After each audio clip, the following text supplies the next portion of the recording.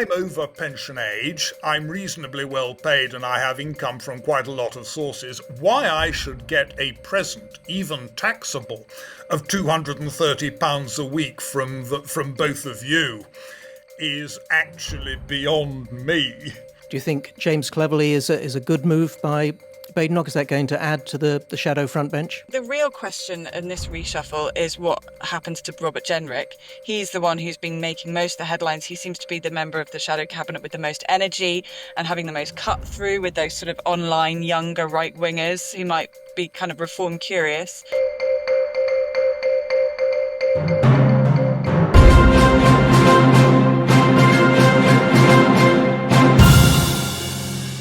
From CapEx, this is The Capitalist. I'm Marc Sidwell, and my guests today are the writer and academic Andrew Tettenborn and Alys Denby, who's the opinion and features editor at City AM. Sir James Cleverly is back. Following stints at as Foreign Secretary and Home Secretary, he was relegated to the backbenches after losing the leadership race to Kemi Badenoch.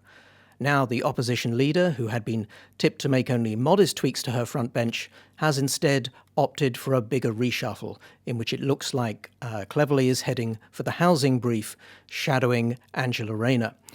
The question now, can Badenoch's former rival lend fresh momentum to a message that struggled to cut through?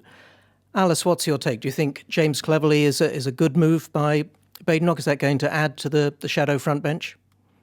I think James Cleverly's a strong communicator. I think he was clearly a front runner for the leadership last year, and then MPs got some of their calculations wrong. So he's a good figure. I think it'll be really fun to watch him spar with Angela Rayner, another kind of big character in Parliament.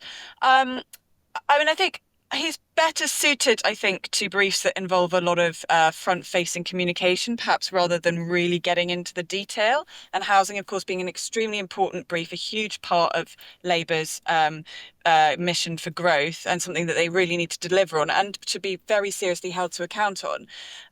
So look forward to seeing how he manages with that. But I think the real question in this reshuffle is what happens to Robert Jenrick. He's the one who's been making most of the headlines. He seems to be the member of the shadow cabinet with the most energy and having the most cut through with those sort of online younger right-wingers who might be kind of reform curious.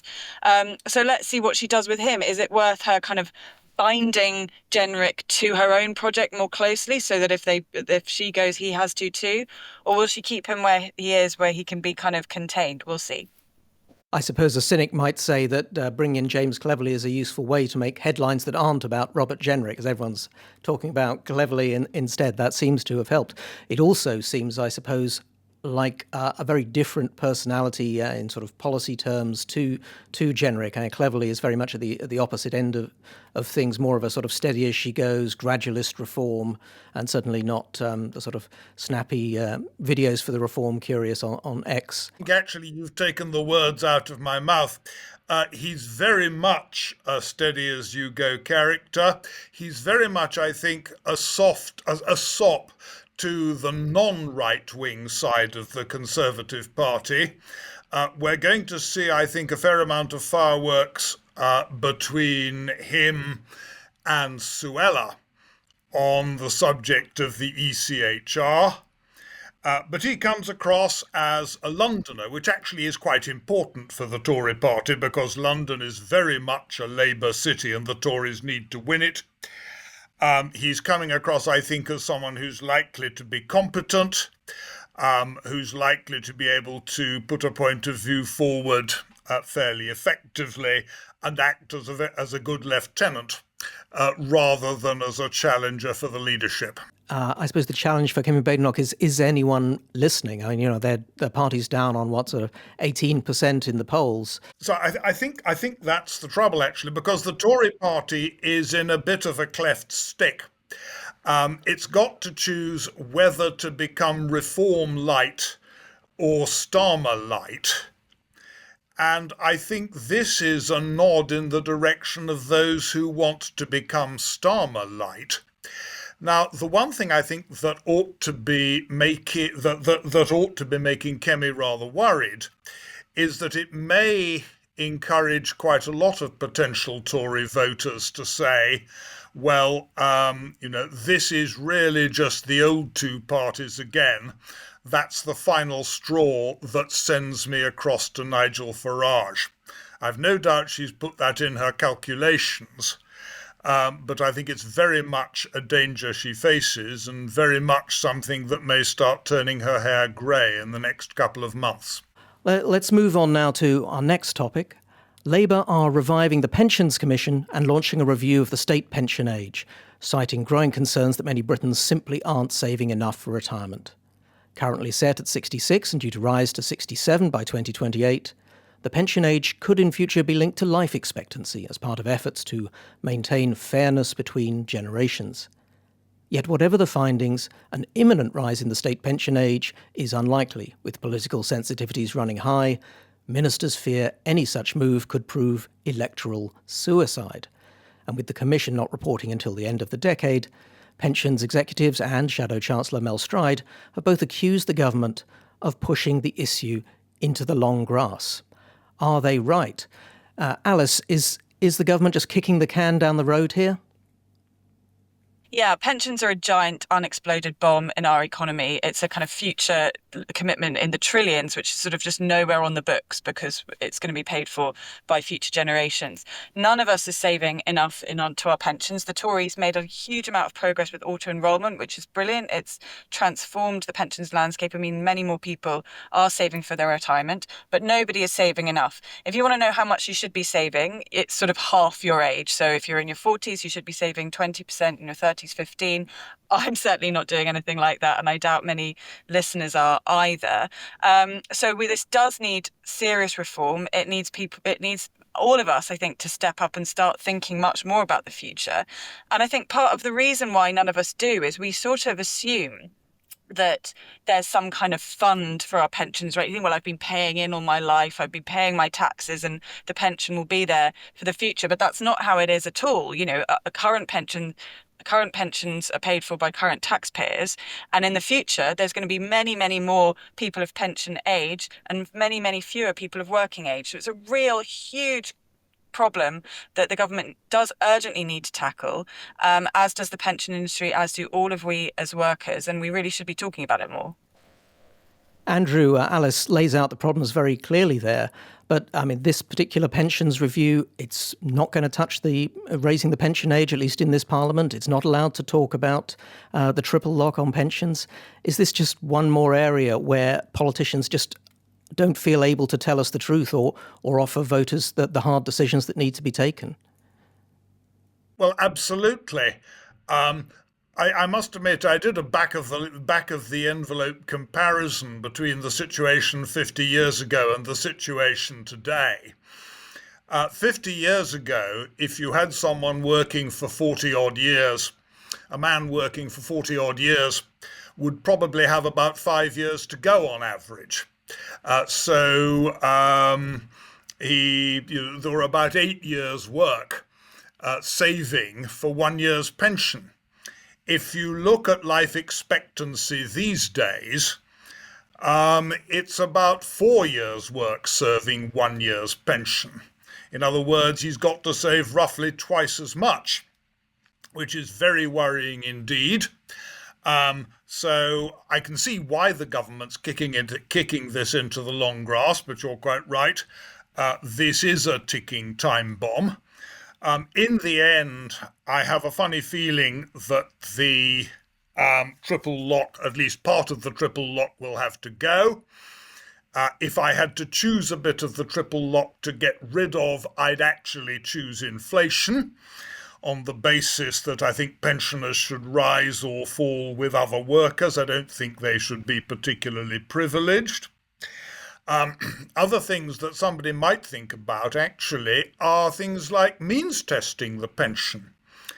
I'm over pension age, I'm reasonably well paid, and I have income from quite a lot of sources. Why I should get a present, even taxable, of £230 a week from both of you is actually beyond me. I think the other thing we may have to do is obviously look at public sector pensions. This again is a nettle that's going to have to be drafted. One set of public sector pensions in this country is very well dealt with, which is local authority pensions. They actually are over 100% funded.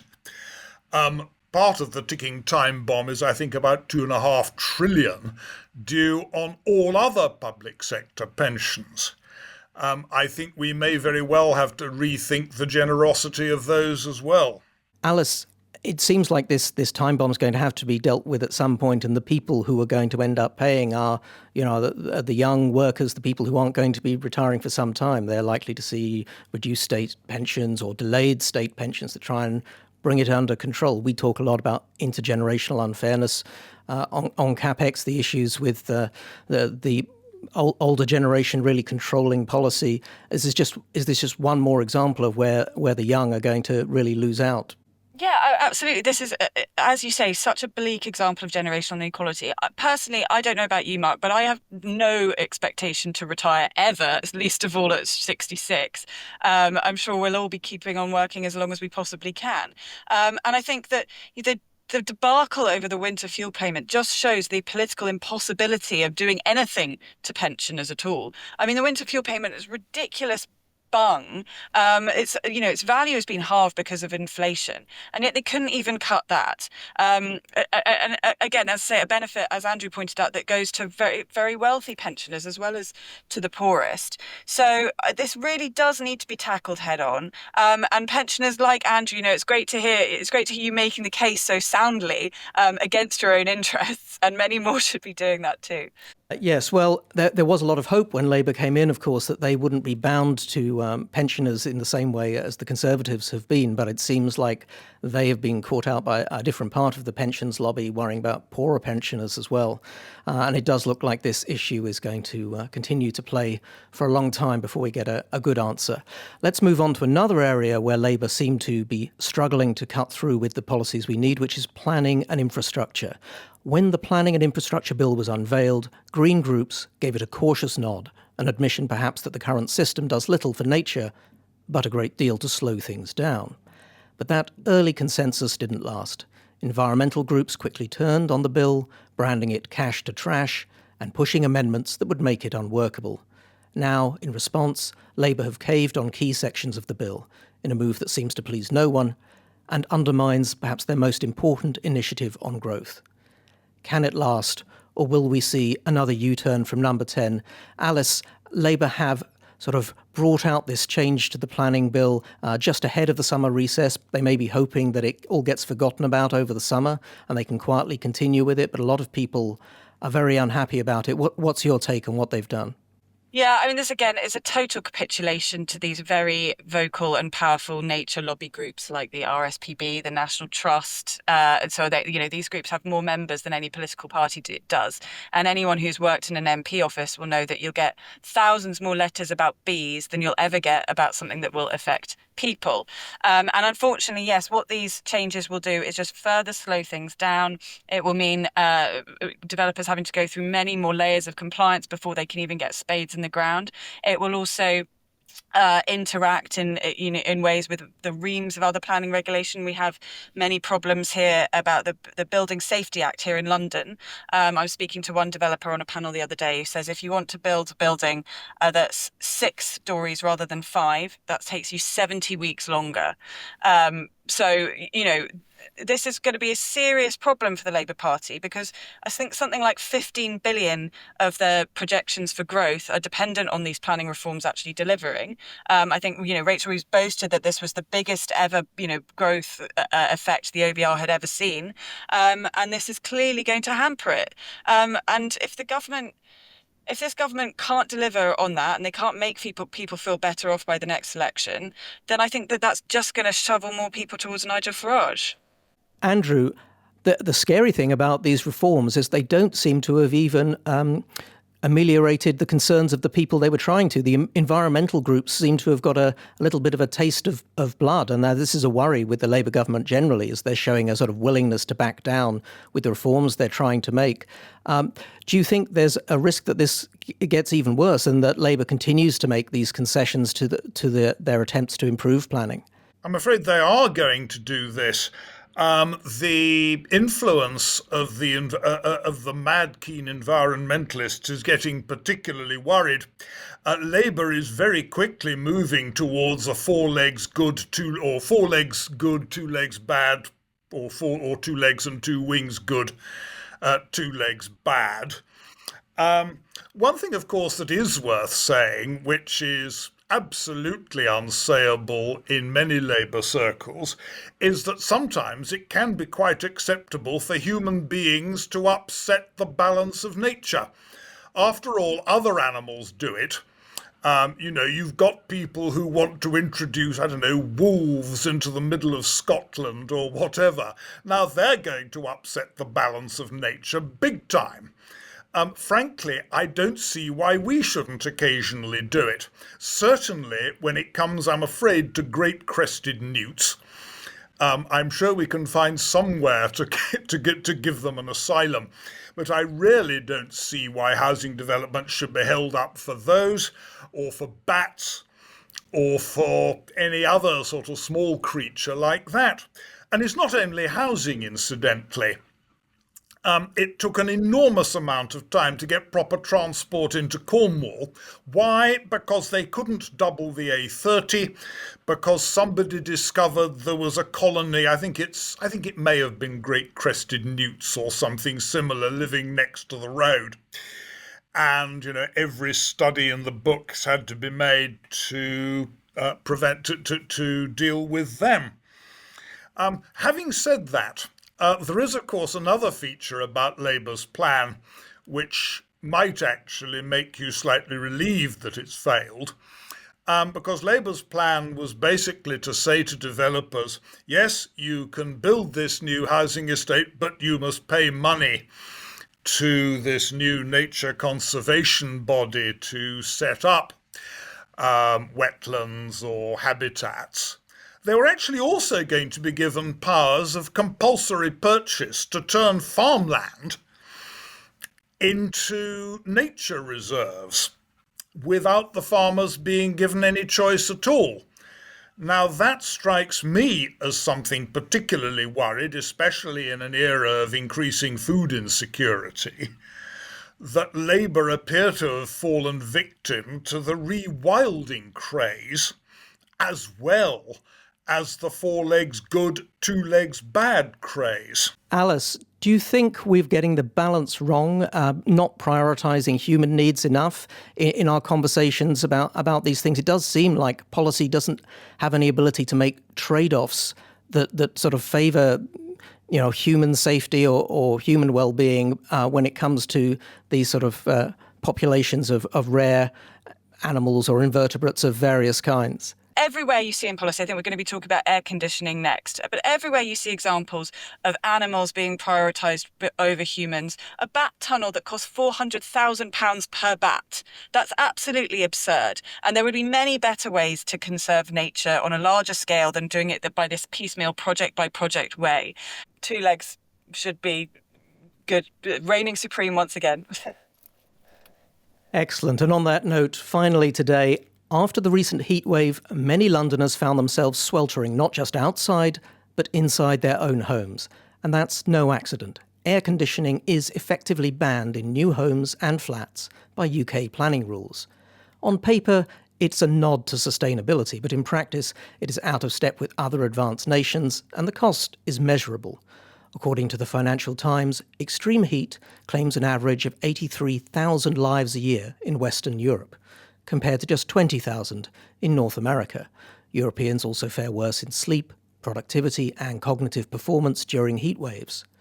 With climate extremes now a fixture of modern life, why is it getting harder, not easier, for Brits to keep cool at home? Andrew, do you have aircon in your home? Do you think we need more of it? I don't have it, but I very much like to be able to buy it if I wish. What the government, of course, is saying is you can't put aircon into new houses, but you can retrofit it. Now that is much more expensive, and actually it can be much more unsightly as well. It's completely bonkers. It shows a government which says very much that the environmentalist knows better and must tell us what to do. It's a government which is seriously spooked by the idea that people should have a choice as to how to fit out their houses. We've seen other examples of this elsewhere in Britain already. I don't know if either you or Alys noticed that the Scots, about 3 years ago, introduced an extraordinary rule that said that it's illegal now to sell a house in Scotland unless you have smoke alarms in it, which cannot be disabled even by the owner. And it's exactly that mentality which is saying, well, we must not have the choice how we live. We must simply do as the environmental experts tell us. Now, this is, if ever there was a case for the market to decide, for me to be given the choice, whether I wish to buy a case of Chateau Lafite or I want to buy a decent air conditioner, that choice should lie with me and not with anybody else. Hear, hear. Alys, there is an extraordinary difference between the UK and some other European countries on aircon. It's something like 5 times as many households in France have aircon, 4 times in Germany. Of course, there's different climates, but the UK clearly, in areas like London in the summer, needs it these days. I think what's so interesting about this is a lot of people don't realise there's these sort of invisible background rules that are stopping them from having the aircon. It sort of goes on out of sight, and it has sort of knock-on effects as well with sort of smaller windows and smaller flats to try and cool them down in other ways. Do you think this is going to sort of open people's eyes a bit to these sort of hidden network of rules that are restricting what people can really decide for themselves? I hope so. And I think one of the most absurd rules is this idea that the government is providing huge subsidies for heat pumps, but not heat pumps that can also act as air conditioners. It's absolutely mad. And I hope that this does open people's eyes a bit, because I feel like a lot of this comes from a sense, and you had an excellent article in CapX on this, that there's something noble about human beings suffering for the group, for the greater good. But actually, what freedom means is, as Andrew describes, being able to make your own choices, being able to live better, more comfortable lives thanks to innovation, thanks to amazing technology like air conditioning.